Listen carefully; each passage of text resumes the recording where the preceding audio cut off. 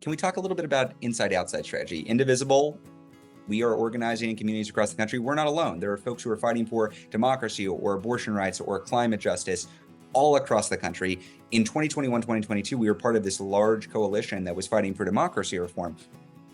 Within that coalition, there were differences on specific policies within the reform bill to prioritize. There were differences among the coalition partners about how much to prioritize talking about the bill, the policy, and whether, if at all, to talk about filibuster reform.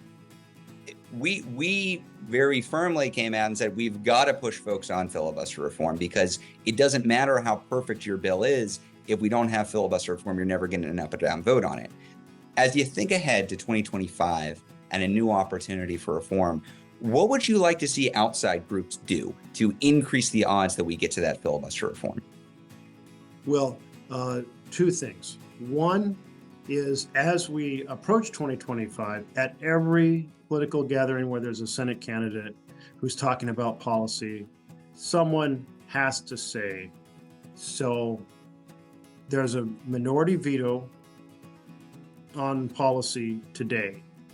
Do you support reforming the filibuster? And hand them a copy of my book or someone else's book or a short essay or whatever else. And if they don't get it, call me so I can go sit down with them again. And which I'm determined to do is to talk to every Senate candidate about this, so that we knew last cycle that we had every new senator on board.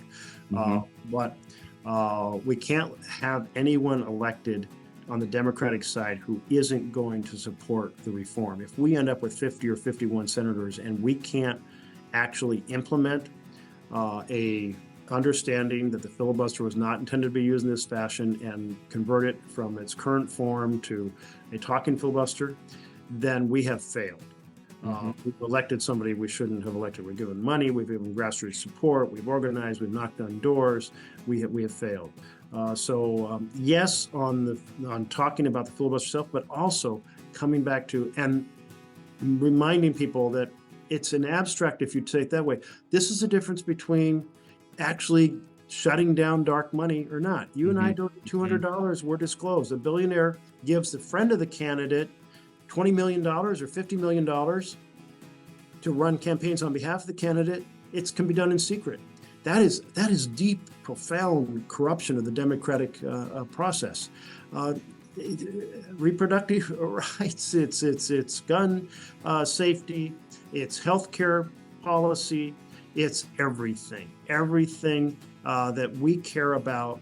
There's some lobby trying to stop it from happening, and they've got a weapon by basically funding the minority to use that existing veto. So talking about specific issues that people understand, that's why I'm stuck paying these enormous prices for drugs. So bring it to the real issue as well as the filibuster.